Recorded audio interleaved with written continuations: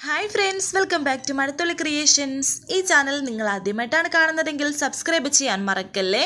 വരുണിനെ കുറിച്ചുള്ള സത്യങ്ങളെല്ലാം ശ്യാമയോട് പറയുകയാണ് രാധിക. വരുൺ തൻ്റെ കഴുത്തിൽ താലി കെട്ടിയ കാര്യവും ജീവിതത്തിൽ ഇന്നേവരെ ഉണ്ടായിട്ടുള്ള എല്ലാ കാര്യങ്ങളും കരഞ്ഞുകൊണ്ട് രാധിക പറയുന്നു. ഇതെല്ലാം കേട്ട് ഒരു ഞെട്ടലോടെ നിൽക്കുകയാണ് ശ്യാമയും അമൃതയും. എല്ലാം കേട്ടിട്ട് അമ്മ പറയും, ഞാൻ എന്താ ചെയ്യേണ്ടതിനി? എവിടെ നോക്കിയാലും പ്രശ്നമാണ്, ഞാൻ ആരെയാ രക്ഷിക്കേണ്ടത് എന്നൊക്കെ പറഞ്ഞ് രാധിക കരയുന്നുണ്ട്. എന്നാൽ ശ്യാമയ്ക്ക് ഇതിന് മറുപടിയില്ല. അമൃത പറയുന്നു, മോളെ പറഞ്ഞു കേട്ടപ്പോ ഇത് ഒരു ചെറിയ കാര്യമല്ല, പെട്ടെന്ന് ഒരു പരിഹാരം പറയാൻ ആരെക്കൊണ്ടും സാധിക്കില്ല. നിന്റെ അവസ്ഥ ഞങ്ങൾക്ക് നന്നായിട്ട് മനസ്സിലാകുന്നുണ്ട്. അമ്മയും മോൾക്ക് വിശ്വാസമുണ്ടോ എങ്കിൽ ഈ പ്രശ്നം അമ്മയ്ക്ക് വിട്ടേക്ക്, കൃത്യമായ ഒരു ഉത്തരം അമ്മ മോൾക്ക് തരാം. എന്നിട്ട് അമ്മ പറയുന്നത് പോലെ ചെയ്താൽ മതി എന്ന് ശ്യാമ പറയുന്നു. ഒരു ചുവടും നിനക്ക് തെറ്റിയിട്ടില്ല, ഒരു സ്വരം പോലും നീ തെറ്റി പാടിയിട്ടില്ല. പിന്നെ ജീവിതം ചില കളങ്ങൾ വരച്ചിടും. നമ്മൾ അതിനകത്ത് വഴിയറിയാതെ കുറേ നേരം ഇരുട്ടിലൂടെ നടക്കും. അമ്മയും നടന്നിട്ടുണ്ട് ഒരുപാട്. എന്നിട്ട് ഒരു നാൾ ഒരു വെളിച്ചവുമായി നീ എൻ്റെ മുന്നിൽ വന്നു. അതുപോലെ എനിക്കൊരു പരിഹാരം മോൾക്കും അമ്മ തെളിയിച്ചു തരും.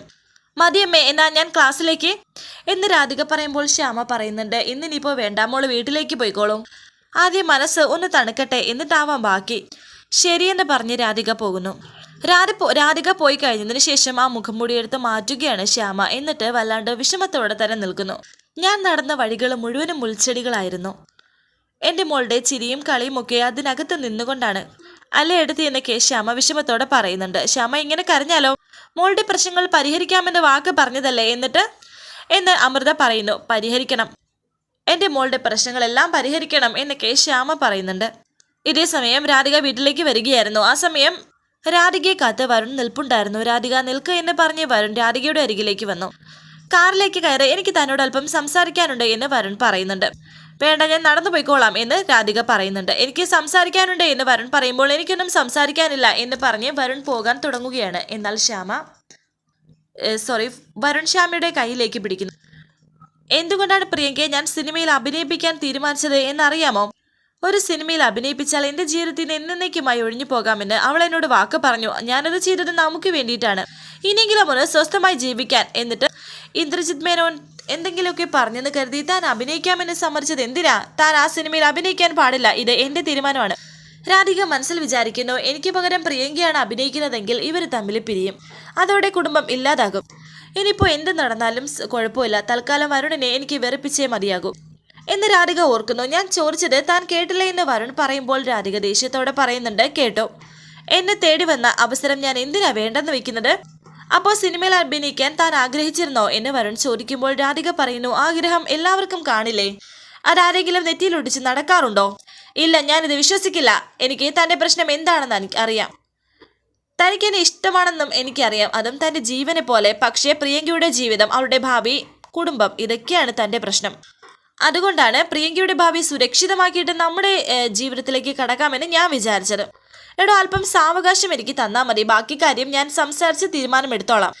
ഇത് കേട്ട് രാധിക പറയുന്നു, നാണമില്ലേ ഇങ്ങനെയൊക്കെ പറയാൻ? ആരോടാ ചെന്ന് സംസാരിക്കാൻ പോകുന്നത്? കണിമംഗലത്തോ അതോ ആറ്റുവാശ്ശേരിയിലോ അതോ നാട്ടുകാരുടെ അരികിലേക്കോ? ഭാര്യയുടെ ചേച്ചി വിവാഹം കഴിക്കണമെന്ന് പറഞ്ഞാൽ ഇതിൽ ആരാ സമാധാനത്തോടെ കേട്ട് നിൽക്കുന്നത്? ആളുകളെ കളിയാക്കില്ലേ, കൂകി വിളിക്കില്ലേ? നമ്മുടെ മുന്നിൽ നമ്മൾ കാണുന്നവരെല്ലാം അവർക്ക് ഇഷ്ടമുള്ള ജീവിതം അല്ല ജീവിക്കുന്നത്. ഏതെങ്കിലും ഒരു രീതിയിൽ ആ ജീവിതത്തിൽ അകപ്പെട്ടു പോയതാണ്. പിന്നെ സാഹചര്യം മൂലം അതിൽ തുടരേണ്ടി വന്നവരും. അതുപോലെയാണ് നമ്മളും. നമുക്കിടയിൽ ഉണ്ടായ ബന്ധം, പ്രിയം വരുണുമായിട്ടുണ്ടായ ബന്ധം, ഇതൊക്കെ സാഹചര്യമാണ്. അത് മുന്നോട്ട് പോയേ പറ്റൂ എന്ന് പറഞ്ഞ് രാധിക പോകാൻ തുടങ്ങിയപ്പോൾ ഉപദേശം കൊള്ളാം എന്ന് വരുൺ. മനസ്സിലുള്ളത് അടക്കി പിടിക്കാൻ മുമ്പേ തനിക്ക് നല്ല കഴിവാണല്ലോ, എങ്ങനെ ഇതിനൊക്കെ സാധിക്കുന്നത്? എങ്ങനെയാ ഞാൻ പെട്ടെന്ന് തനിക്ക് ഒരു അന്യനായത്? ഓ, ഇനിയിപ്പോൾ നായികയായി സെലിബ്രിറ്റിയൊക്കെ ആയി കഴിഞ്ഞാൽ പിന്നെ പുതിയ ജീവിതം, പുതിയ കൂട്ട്, അങ്ങനെയൊക്കെ ആവുമല്ലോ അല്ലേ എന്ന് വരുൺ. അതെ, അത് ഓർത്തിട്ട് തന്നെയാണ് ഞാനും ഇനി എൻ്റെ ജീവിതം ഒന്ന് സുഖിക്കാൻ തീരുമാനിച്ചു. അതിനു വേണ്ടിയിട്ട് തന്നെയാണ് ഞാൻ ഇന്ദ്രജിത് മേനോന്റെ ഓഫർ സ്വീകരിച്ചത്.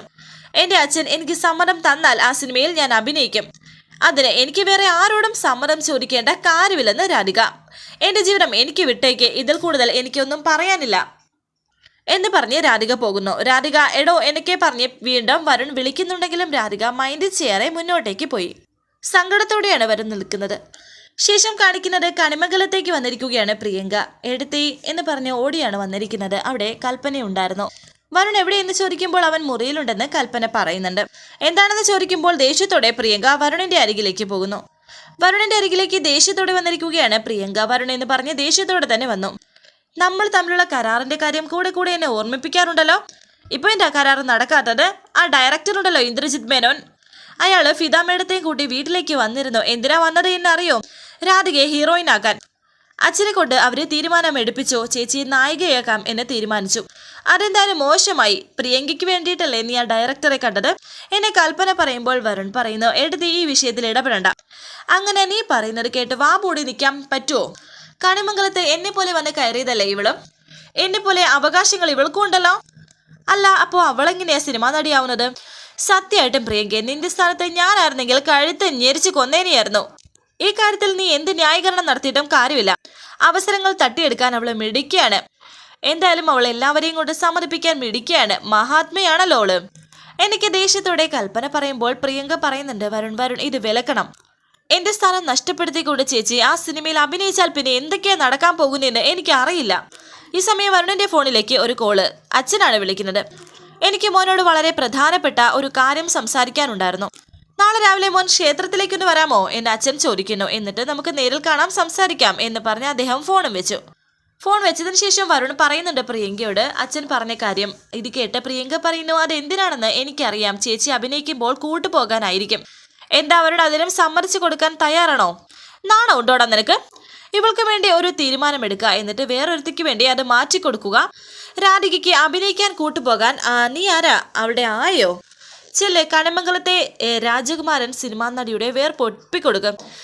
നാണക്കേട് എന്നൊക്കെ പറഞ്ഞ് കൽപ്പന പോകുമ്പോൾ ദേഷ്യത്തോടെ വരുൺ നിൽക്കുന്നു.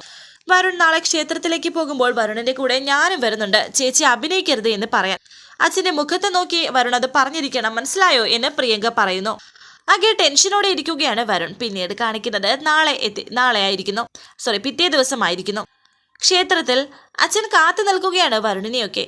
വരുൺ അവിടേക്ക് വരുന്നുണ്ട്. കൂടെ പ്രിയങ്കയുമുണ്ട്. എന്താ അച്ഛ കാണുമെന്ന് പറഞ്ഞത് എന്ന് വരുൺ ചോദിക്കുമ്പോൾ പ്രിയങ്ക പറയുന്നു, ചേച്ചി അഭിനയിപ്പിക്കുന്ന കാര്യം പറയാനാണെങ്കിൽ അച്ഛൻ അത് പറയണ്ട എന്ന് പറയുന്നുണ്ട്. ദേഷ്യത്തോടെ അച്ഛൻ പ്രിയങ്കയോട് പറയുന്നുണ്ട്, ഞാൻ വരുണിനെയാണ് വിളിച്ചത്. വരുൺ, കാര്യങ്ങളൊക്കെ തനിക്ക് അറിയാലോ. ആ ഡയറക്ടറും ഫിദ മേഡവും വന്നപ്പോൾ എനിക്ക് അവർക്ക് വാക്ക് കൊടുക്കേണ്ടി വന്നു. അതിപ്പോ അവര് വന്നോണ്ട് മാത്രമല്ല, ആലോചിച്ച് നോക്കിയപ്പോൾ എന്റെ ഒരു പ്രായച്ചിത്തവും ഉണ്ട് അതിൽ. രാധികയ്ക്ക് വേണ്ടി ഒരു കാലത്തും ഞങ്ങളൊന്നും കൂട്ടിവെച്ചിട്ടില്ല. പ്രത്യേകിച്ച് മോഹങ്ങളൊന്നും അവൾ ഞങ്ങളോട് പറഞ്ഞിട്ടില്ല. എന്തിന്, അവളെ വിവാഹത്തിന് മുമ്പ് പ്രിയങ്കയുടെ വിവാഹം തീരുമാനിക്കപ്പെട്ടപ്പോൾ മറ്റാരേക്കാളും അവളാണ് സന്തോഷിച്ചത്.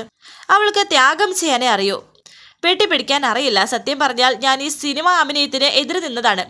മുൻപ് എൻ്റെ മോൾ അതിന് ശ്രമിച്ചപ്പോൾ ഞാൻ അതിന് തടസ്സം നിന്നതാണ്.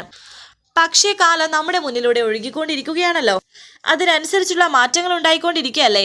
ആ സമയം രാധിക അവിടെ നിന്ന് തൊഴുതു നിൽക്കുന്നത് വരുണും പ്രിയങ്കയും കാണുന്നുണ്ട്. ദേഷ്യത്തോടെ പ്രിയങ്ക രാധികയെ നോക്കുന്നു. രാധിക അവരുടെ അടുത്തേക്ക് വന്നു. ഞാൻ പറഞ്ഞു വന്നത്, രാധിക മോള് ഉന്നതമായ ഒരു നിലയിൽ എത്തണമെന്ന് ഞാൻ ആഗ്രഹിച്ചു. അതിനുള്ള മാർഗം സിനിമയാണോ മറ്റെന്തെങ്കിലുമാണോ എന്നെനിക്കറിയില്ല. എന്തായാലും ഇത് എൻ്റെ മോളെ തേടി വന്ന ഒരു ഭാഗ്യമാണ്. അത് വേണ്ടെന്ന് വെക്കണ്ട എന്നാണ് എൻ്റെ തീരുമാനം എന്ന് അച്ഛൻ പറയുമ്പോൾ ദേഷ്യത്തോടെ അച്ഛ എന്ന് വിളിക്കുകയാണ് പ്രിയങ്ക. നിന്നെ ജീവനായി സ്നേഹിക്കുന്നതാണ് നിന്റെ ചേച്ചി. അപ്പോൾ ചേച്ചിക്ക് വേണ്ടി നീ ഇങ്ങനെ ഒരു വിട്ടുവീഴ്ചയ്ക്ക് തയ്യാറായേ പറ്റൂ. പിന്നെ പറഞ്ഞു കേട്ടതാണ്, ചതിക്കുഴികൾ ഒരുപാടുള്ള സ്ഥലത്തേക്കാണ് എൻ്റെ മോള് പോകാൻ പോകുന്നത്.